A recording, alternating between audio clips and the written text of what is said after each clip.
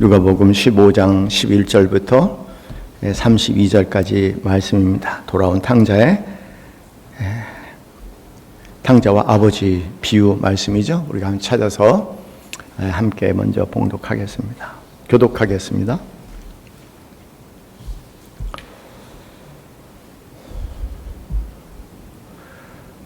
또로 이르시되 어떤 사람에게 두 아들이 있는데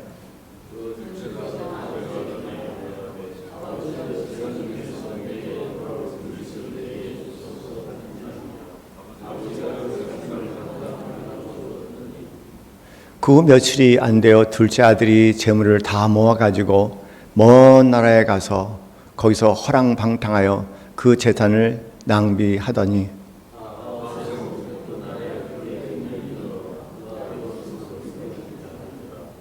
가서 그 나라 백성 중 한 사람에게 붙어 사니 그가 그를 들러 보내어 돼지를 치게 하였는데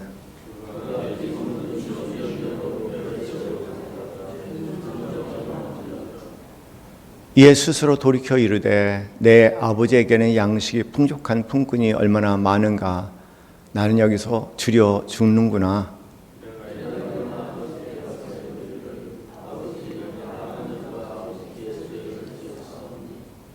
지금부터 아버지의 아들이라 일컬음을 감당하지 못하겠나이다. 나를 품꾼의 하나로 보소서 하리라 하고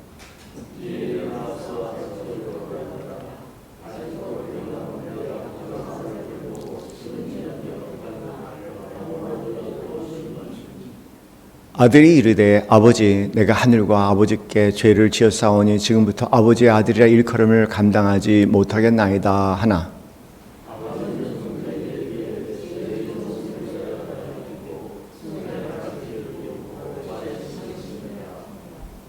그리고 살진 송아지를 끌어다가 잡으라 우리가 먹고 즐기자.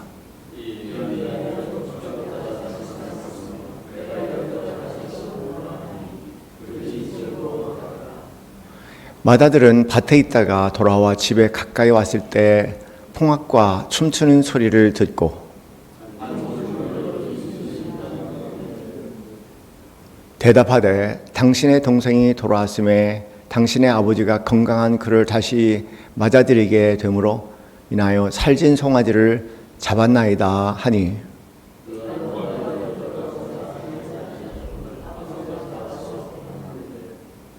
아버지께 대답하여 이르되 내가 여러 해 아버지를 섬겨 명을 어김이 없거늘 내게는 염소 새끼라도 줘 나와 내 벗으로 즐기게 하신 일이 없더니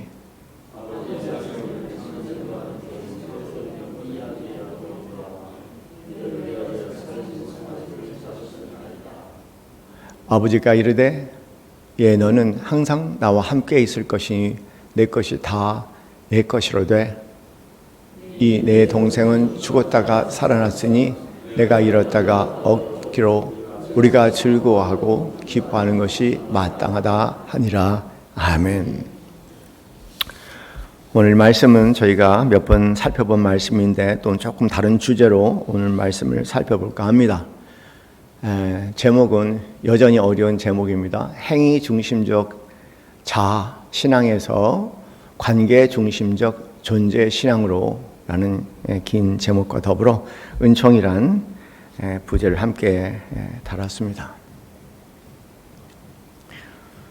제가 5편의 시리즈로 하나님 앞에 머문다는 제목을 가지고 설교하려고 했는데 하다 보니까 이제 늘어나서 7편이 되는 것 같아요. 그 중에 오늘 세 번째 말씀을 나눕니다. 지난 월요일 날 스승의 달을 저희가 기억하면서 은사 되신 홍정일 목사님과 제자들 모임에 참여했습니다. 홍정일 목사님은 중국통에다가 북한통입니다. 실제로 몸으로 뛰어들어서 많은 경험을 하신 그런 분이죠. 근데 남서울교회 있을 때는 남서울은혜교회 있을 때는 한 번씩 갔다 오시고 난 다음에 저희들에게 꼭 이런 말씀을 하셨어요. 이제 얼마 안 가면 중국은 곧 붕괴한다.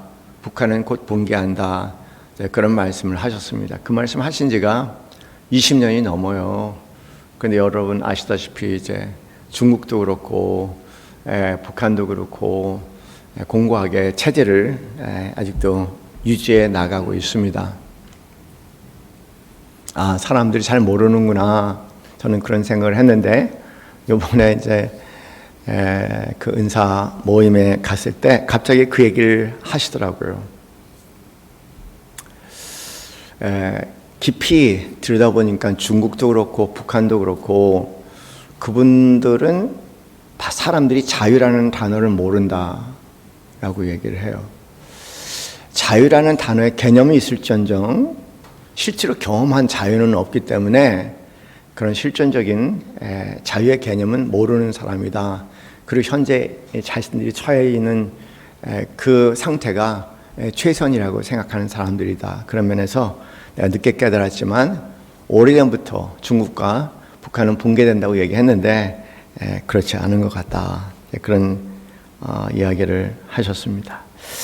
그 얘기를 들으면서 제 마음에 또 다른 생각이 떠올랐습니다. 북한에 이제 탈북한 어느 분 이야기인데요. 제가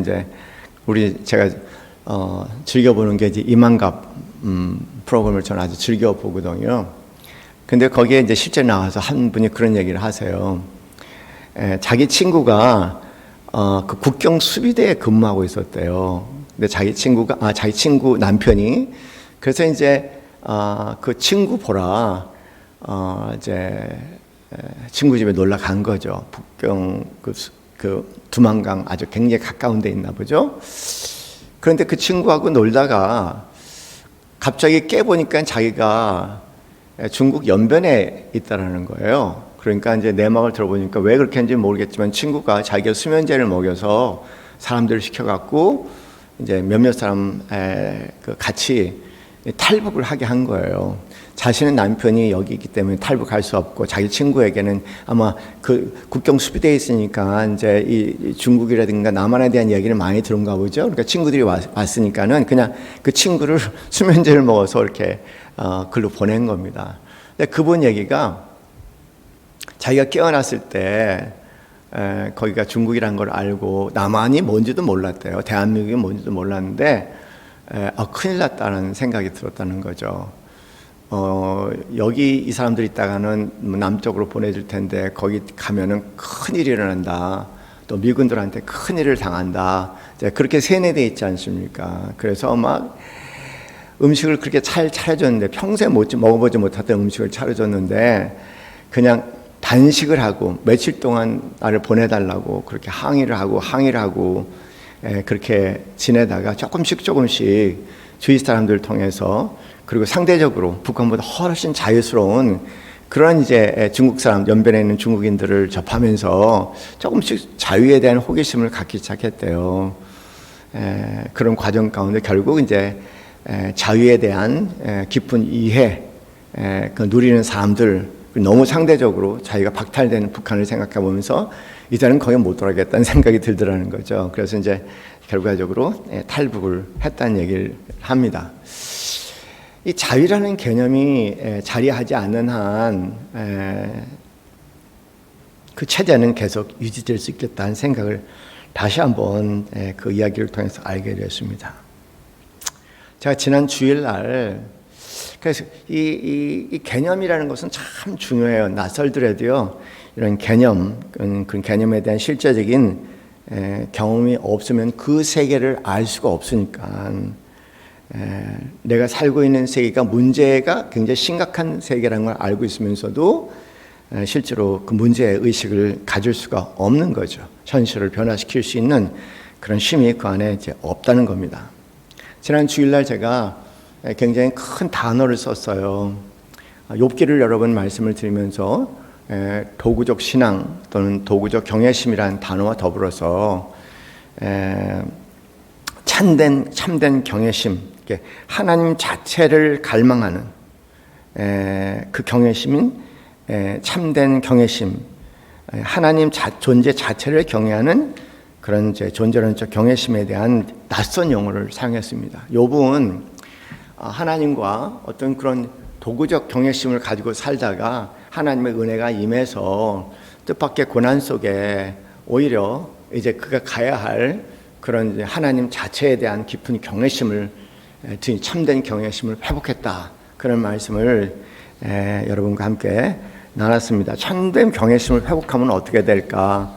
오늘 우리가 짜고 친 건 아닌데 여기 보면 이제 이 찬송한 것, 주 날개 임이 편안히 쉬네 도와 십자가 그늘 아래, 이 찬양들은 다 뭐냐면 그 하나님의 그늘 아래, 하나님의 어떤 무엇이 아니라 하나님의 그 존재, 하나님이란 그분 그늘 아래 그분과 관계하면서 살아가는, 하나님에 대한 참된 경외심을 누리는 사람들이 누리는 그런 축복들이 여기 지금 찬송가 세 편에 그대로 묘사가 되어 있어요.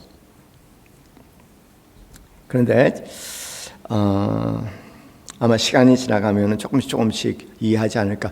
목사님들하고 얘기 나눠도 도구적 신앙을 얼마 전에 목사님 모임에 얘기했는데 모르더라고요. 그게 뭐예요, 목사님 도구적 신앙이? 그래서 이제 이렇게 설명을 하고 그다음에 참된 경외심에 대한 얘기를 했더니 그 중에 한 목사님이 굉장히 충격적인 얘기를 해요. 저는 평생 도구적 신앙 외에 다른 신앙 삶이 있나요?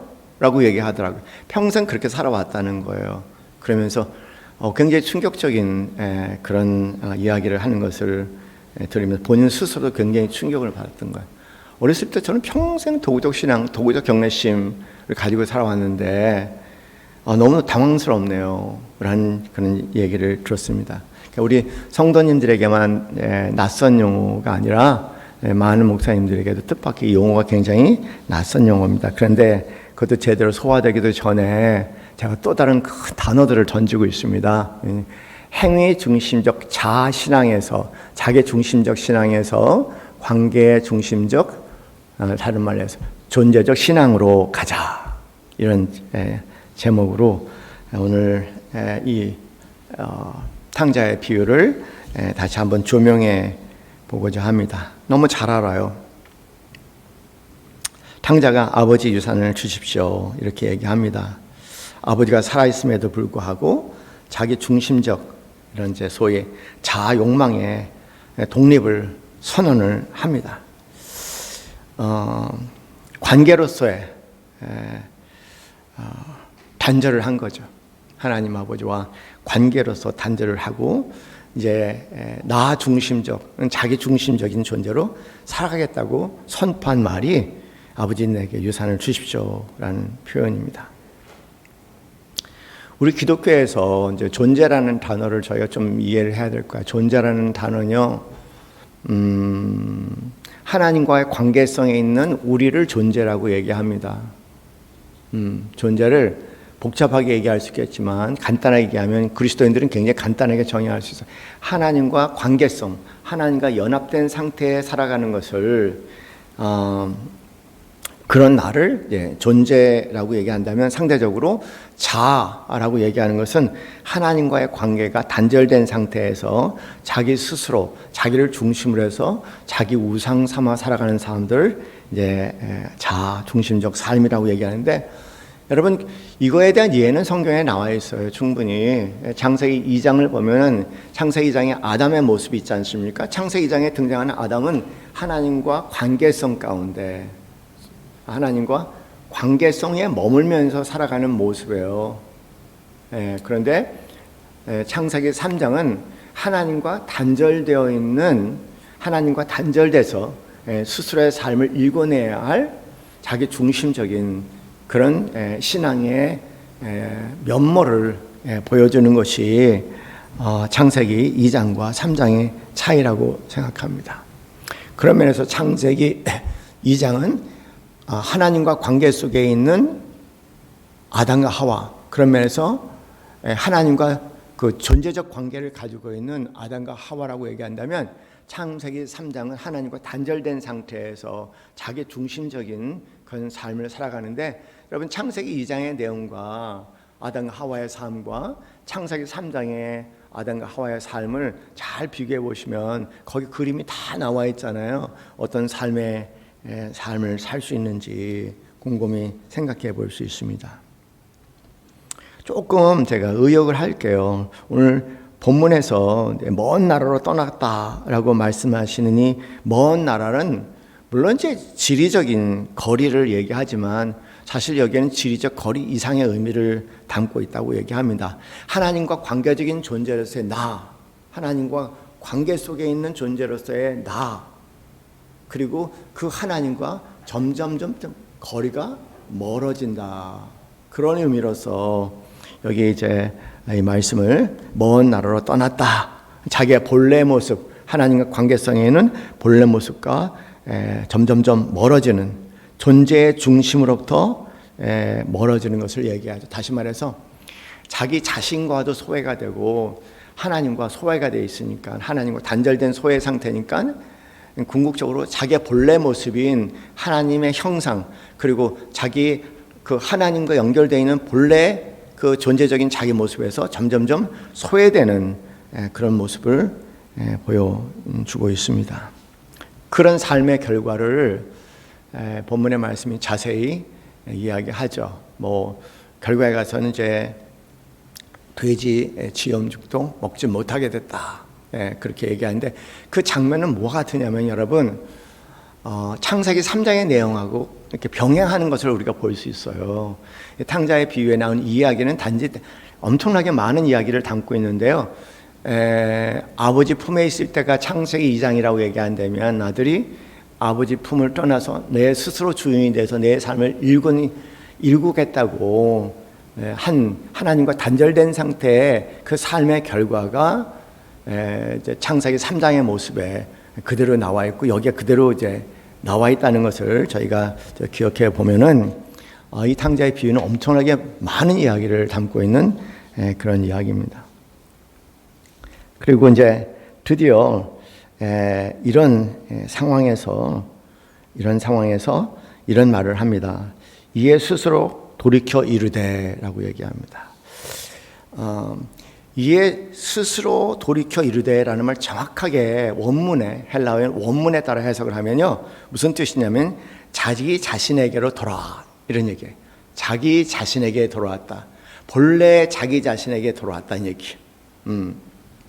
그런 면에서 뭔지 모르게 아버지와의 관계 속에 있는 자기 자신의 모습을 더듬기 시작한 거야.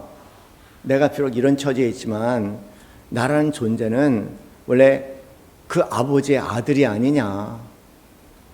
그런 면에서 하나님 아버지와의 관계 속에 있었던 창세기 2장에 나와 있던 아담의 모습을 부분적으로 지금 회복하고 있다는 그 안에 내가 있다는 거. 사랑하는 성도님들, 우리의 가장 큰 신비로움은 뭐냐면요,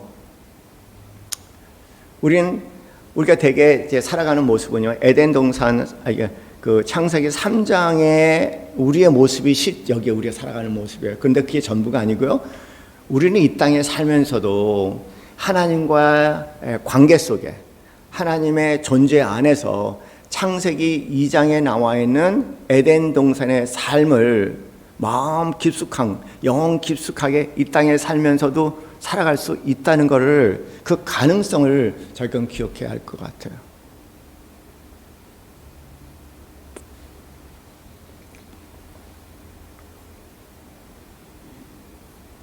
자기 자신에게 돌아왔다. 자기 자신에게 돌아오는 것이 뭘까? 도대체 자기 자신에게 언제 자기 자신에게 돌아오지 않았나? 아니에요. 우리 이 땅에 살면서 하나님과 단절된 상태에서 차곡차곡 쌓았던 나라는 존재가 있어요. 심리학적이고 그 다음에 뇌공학적으로 다 설명드릴 수 있는 얘기지만 차곡차곡 만들어둔 내가 있거든요. 그걸 에고, 자아라고 얘기하는데 우리 대부분 에고와 자아의 삶에서 살지 우리 존재 자체로 들어가는 경우는 굉장히 드뭅니다. 굉장히 낯설어요. 근데 여기 표현에서 자기 자신에게 돌아왔다는 얘기는 그런 세상살이에 만들어진 심리적인 존재로서의 내가 아니라, 그런 자기 중심적인 자아로서의 내가 아니라 하나님과 연결되어 있는, 연합되어 있는 존재로서의 나를 조금씩 회복하기 시작했다. 그런 내용이죠. 자기의 존재의 뿌리를 잃었어요. 우리 현대인들은 존재의 뿌리를 잃었습니다. 하나님과 단절된 관계에서 우리는 존재의 뿌리를 잃을 수밖에 없지 않습니까? 존재는 하나님과 관계성 있는 존재인데 그게 없단 말이에요. 존재의 뿌리를 잃어버렸습니다. 그러다 보니까 외부의 세계에서 사람들에게 외부의 세계를 통해서 외부의 일을 통해 자기의 전체성을 열심히 찾았죠. 그러나 탕자의 비유에 나오는 것처럼 누리지는 찾지는 못합니다.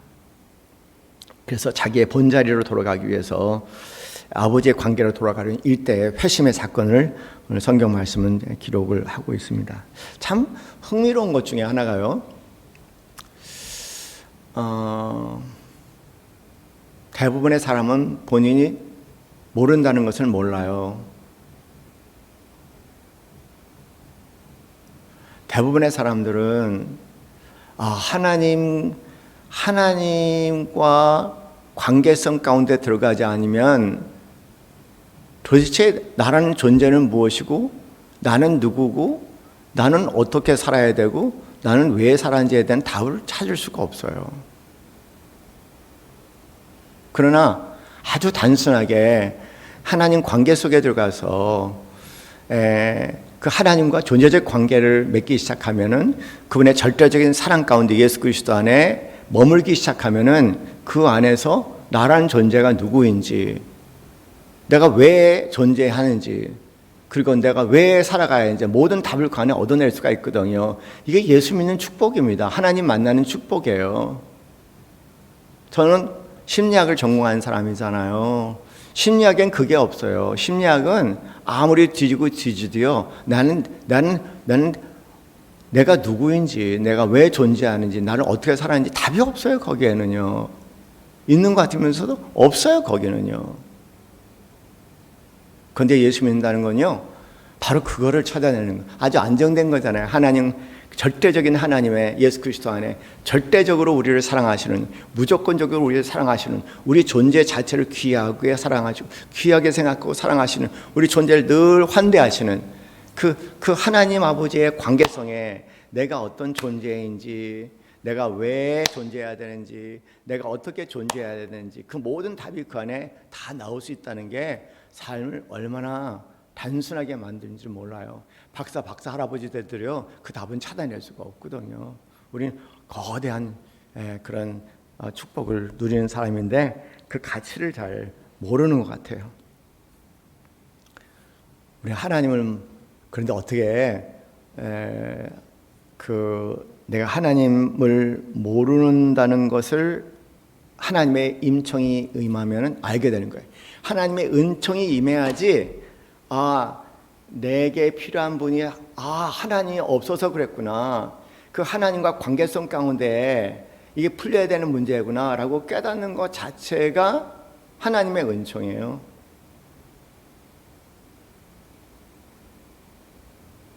죽었다 깨어나도 하나님의 은총이 임하지 않으면은 나에게 가장 필요한 분이고 나의 절대적으로 필요한 분이 하나님이라는 것은 알 수가 없어요. 그래요. 그래서 하나님을 만났습니다. 그것도 은총이에요.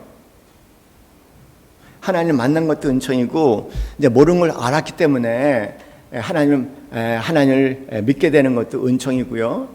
그리고 이제 그 안에 살다가 보니까는 뭐 이런 것도 살아야 돼, 저것도 살아야 돼. 그런데 살려고 하다 보니까 안 살아져. 여러분, 그것도 하나님의 은총이에요. 그걸 깨닫는 거. 열심히 내가 살아보려고 하는데 안 살아지는구나. 애를 쓰고 살아보는데 못 살아지는구나. 그것도 하나님의 은총이에요. 그것을 더 깊은 은총으로 우리를 이끌죠. 더 어떤 깊은 은총으로 우리를 이끌까? 어느 한순간 두 손을 다 들어야 하는 상황에 들어갈 거예요. 절대 밑바닥의 상황. 여기 나와 있는 탕자의 비유처럼 다 망했어요. 다 망했어. 제발 거기까지 안 갔으면 좋겠어. 다 망했어요. 끝까지 다 갔어요. 인생의 모든 밑바닥에 다 들어갔단 말이에요. 그것도 하나님의 은총이에요. 거기서 비로소 내가 하나님께 돌아가야겠구나 라는 생각을, 아버지께 돌아가야겠다는 생각을 다시 한 거잖아요. 그것도 은총이에요. 그런 청년이 있었어요. 나름대로 열심히 신앙생활 한다고 생각하고 사람들한테 이제 열심히 신앙생활 하는 모습도 보여지고, 그런데 알아요. 제가 뒷소문을 통해서 이런저런 문제를 일으키고 특별히 성적인 문제에 상당히 혼란스러운 친구라는 걸 알고 있어요. 그냥 넌지시 보고만 있었죠. 그것도 하나님의 은혜가 임해야지 바뀔 수 있는 거지 노력만은 안 되는 거거든요. 그때가 어느 한순간 큰 실수를 했어요. 뭐냐면 이제 그 직장 동료하고 같이 이제 술을 먹고 2차고 3차 가다가 어떻게 이제 양쪽 다 취해서 호텔로 가다가 호텔 앞에서 이제 그 자매가 이제 반항을 하면서 안 가겠다고 막 붙잡고 뭐 그 난리를 쳤던 것 같아요. 그런데 그 자매가 자기를 붙잡았다고 또 고발을 한 거예요. 근데 거기 그 러비 CCTV에 다 찍혀 있어요. 그게 하나 가려고 하나 붙잡으려고 끌어당기려고 그게 그대로 다 찍혀 있는 거예요. 그런데 얼마 있다가 이제 아버지가 전화가 온 거예요. 그 자매 아버지한테 전화가 왔어요.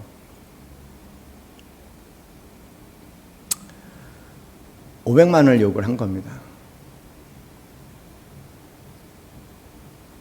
저한테 얘기하지 않았어요. 부모님이 어떻게 해서 $500만 줬는데 그 다음에 얼마 지나고 난 다음에 또 $1000만 요구를 하는 거예요. 이거는 아닌 것 같다는 생각이 들어갖고 저한테 찾아왔죠. 그래서 이제 얘기를 나누기 시작을 했어요. 위협이 뭐였냐면은 네가 그 교회 다닌다는 걸 안다. 그러니까 네가 거기에서도 뭐 주일학교 교사로 활동하고 다 하니까, 그러니까 이제 너희 교회 가서 네가 어떤 놈인지 내가 소리소리 질러 다 알리겠다. 너희 목사님이 알리겠다. 네가 어떤 놈인지 그렇게 얘기하더라는 겁니다. 아마 들은 얘기일 거예요, 여러분. 그래서 제가 그랬어요. 저를 어떻게 해야 돼요, 목사님? 교회가 너무 창피할 것 같아요. 그래서 제가 그랬어요. 괜찮아, 오시라고 해. 달라진 건 하나도 없잖아. 네가 뭐가 달라졌냐? 그냥 숨겼던 것 뿐이지. 그냥 숨겼던 게 드러난 거냐? 달라진 건 없어. 오시라고 해. 오시라고 하면 우리가 창피를 당하면 전체가 다 창피를 당할게. 대신 걱정하지 마. 그리고 우리 너를 사랑해.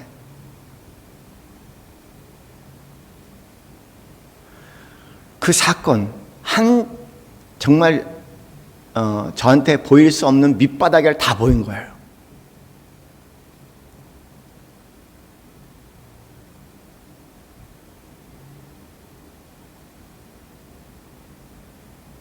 그래서 전화를 해서 우리 목사님이 이렇게 말씀하셨다.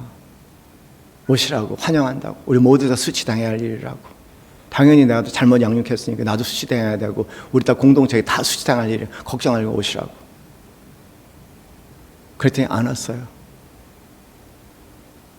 결과적으로 여러 과정을 거쳐서 잘 끝나고 그 친구는 뭐 무슨 교육 프로그램에 한 달 동안 교육 프로그램에 다니는 걸로 끝났죠. 그런데 놀란 것은요, 그때부터 그 친구 본격적으로 바뀌기 시작하더라고요. 그 아내분이 그런 얘기를 하세요. 우리 남편은 참 나하고 달라요. 나도 신앙생활 열심히 했다고 소문난 사람인데 우리 남편은 굉장히 다른 사람이에요. 원래 그랬어요? 목사님 저한테 물어보는 거예요. 아니, 성격이 지랄 같았어. 그랬어요. 그래서 어떻게 바뀔 수 있어요? 그건 오로지 돌아온 탕자만 알아. 알고 보니까 이런저런 얘기 다 빼놓고요. 그 친구가 거기까지 온 것, 그 수치스러운 상황까지 온 것도요. 그래 하나님이 사랑하시는 하나님 은총의 손길이었어요. 그렇지만 그렇게 변할 수가 없어요. 우리가 자랑할 수 있는 것은 하나님의 은총밖에 없습니다. 오늘 이 말씀에서 그 돌아온 탕자가 이제 아버지께 가서 내가 이런 거 저런 거 다 잘못했고 다 얘기하려고. 내가 이런 거 잘못했어요. 내가 아버지께 달라는 거 잘못했어요. 내가 이렇게 했어요. 내가 저렇게 했어요. 다 큰 죄를 졌다고 다 얘기하려고 했는데 여러분 어떠세요? 그게 소위 뭐냐면 행위신앙의 핵심이에요. 행위신앙. 자아중심적 행위. 내가 뭘 했고 긍정적이든 부정적이든. 내가 뭘 했고 뭐를 안 했고 이 모든 것, 그런 행위를 통해서 소위 율법주의적인 신앙이죠. 그렇게 하나님과 관계를 맺으려고 하는 것을 얘기하죠. 그것을 행위 중심적 자아신앙이라고 얘기해요. 자기 중심적이에요. 그런데 여기 나와 있는 아버지는요, 아들이 오는 걸 보고요, 가만 놔뒀어요. 가만 놔뒀어. 와서 오는 아들을 보고 두 손으로 환대를 하시면서 죽었다, 내 아들이 돌아왔다고 그냥 환대하면서 잔치를 베푸는 모습을 보지 않습니까? 이게 바로 뭐냐면 존재적 신앙이란 특징을 가지고 있는 거예요. 하나님은 그 아들을 사랑한 거예요. 내 아들이라는 거예요. 내 아들이라는 거 관계입니다. 내 아들이 무엇을 했냐가 중요한 것이 아니라 그는 내 아들이라는 겁니다. 내 아들이기 때문에 내 아들로 그날 복권해 주겠다는 것이 아버지의 핵심이에요. 그런 신앙 속에 살아가는 것을 존재적 신앙이라고, 하나님 중심의 존재적 신앙이라고 얘기합니다. 우리가 많이 쓰는 용어가 있어요. 관계적 신앙이라는 게 바로 관계라는 게 관계. 우리의 행위가 아니라 하나님과 우리의 관계. 그런 관계를 얘기합니다. 그 관계는 여러분 요한일서 4장 19절 말씀처럼 하나님 우리를 먼저 사랑하신 그거예요. 그냥 그겁니다. 그리고 뒷부분에 큰아들이 등장을 해서 또 다른 모습을 보여주지 않습니까? 큰아들의 전형적인 모습은 자기 중심적 행위신앙이에요. 자아중심적 행위신앙의 전형적인 모습을 보여주죠. 내가 아버지께 어떻게 했는데 그 자식에게는 나한테는 양 한 마리로 염소 한 마리로 잔치도 안 보내. 그 자식에게는 어떻게 서로 그렇게 하시냐고. 여기 굉장히 역설적인 얘기가 있습니다. 하나님이 누구를 소중하게 생각하냐는 거예요. 자기 행위가 아니라 그냥 벌거벗은 존재로서 그 자체를 사랑하신다는 커다란 메시지가 여기에 염소와 그리고 소의 비유를 통해 또 나타나는 거예요.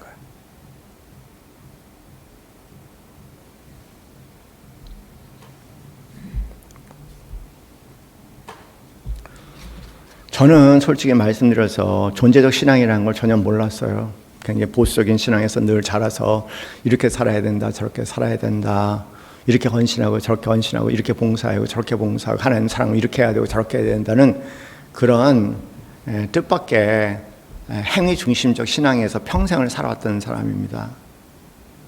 존재적 신앙이라는 것은 하나님 나라는 존재 자체를 사랑한다는 것은 죽었다 깨를 전 몰랐을 거예요. 그런데 뜻밖의 계획하지 않은 병상에서 하나님께서 환상 속에, 비전 속에 저를 그렇게 환대하시는 모습을 바라보면서 제가 당황스러웠죠. 깨서 저한테 궁금한 적은 바로 그거였어요. 도대체 나의 뭐를 그렇게 환대하실까? 두 개의 이미지가 저한테, 두 개의 비전이 저한테 겹쳐요. 첫 번째 비전은 주님께서 주님의 분명히 두 손을 크게 벌리고 나를 환대하시는 첫 번째 비전 이미지가 있고요.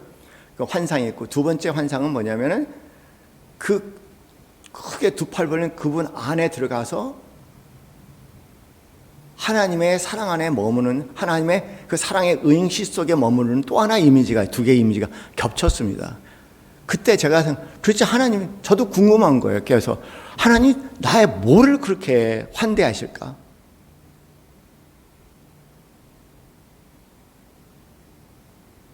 내가 병상에서 말 그대로 자랑할 것 하나도 없고 가장 가치 없는 상태에 있을 때 그 환상이 저한테 나타나면서 깨서 제가 궁금한, 도대체 나의 뭐를 그렇게 사랑하셨을까? 아, 그렇구나. 하나님은 내가 무엇을 하고 사랑하시는 것이 아니라 나라는 존재 자체를 사랑하시는구나.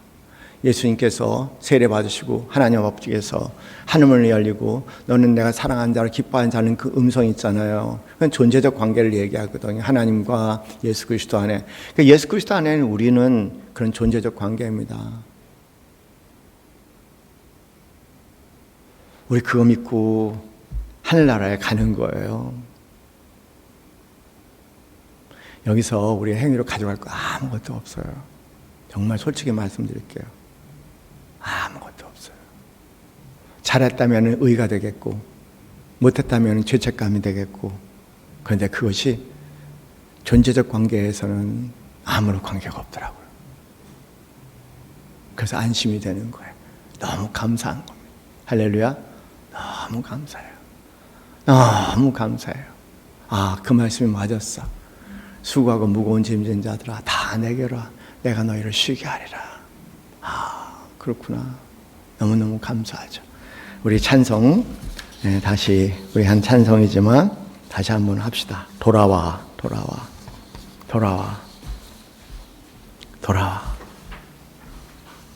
존재적 관계 속으로 들어와라고 하시는, 내가 부끄럽고 수치스러워도 괜찮아요. 그거는 행위적인 사람입니다. 그 나란 존재. 돌아와, 돌아와, 마음이 고난이여, 길이 참 어둡고 매우 험악하니, 집을 나간 자여 어서와 돌아와,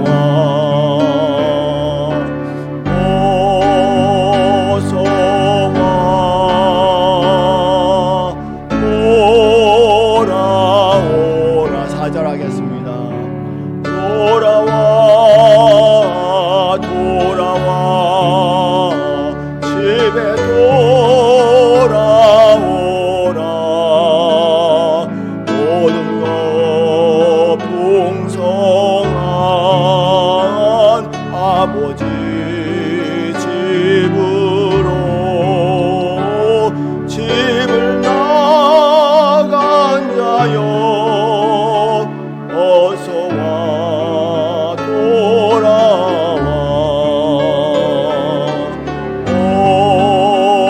어서와 돌아오라.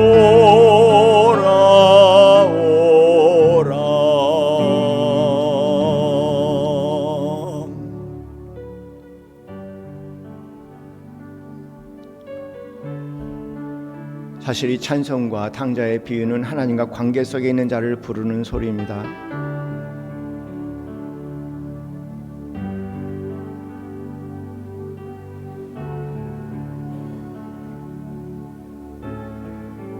사도 바울은 두렵고 떨리는 마음으로 너의 구원을 이루라 말씀하셨습니다.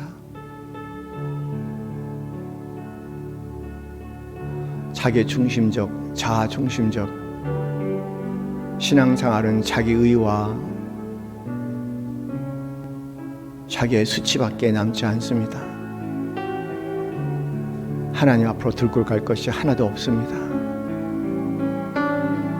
우리의 육신의 소멸과 더불어 다 없어지는 것입니다. 우리는 그것으로 하나님께 들어가는 것이 아닙니다.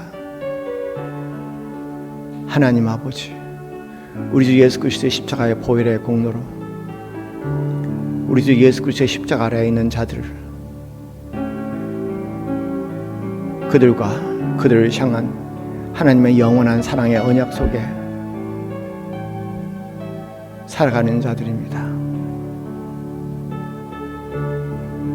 우리 주 예수 그리스도의 보혈 속에 존재 자체 있는 그대로 나를 언제 어디서나 어떤 상황 속에서나 늘 환대하시고 사랑하시는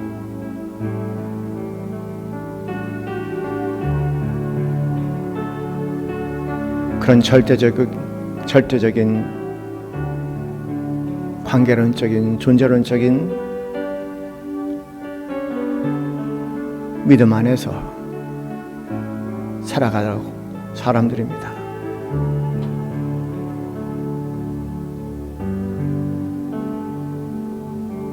하나님의 은총만 바라보고 늘 감사하고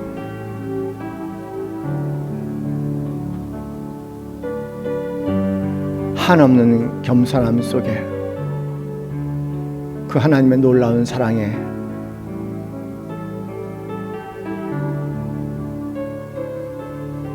깊은 경외심과 경배 속에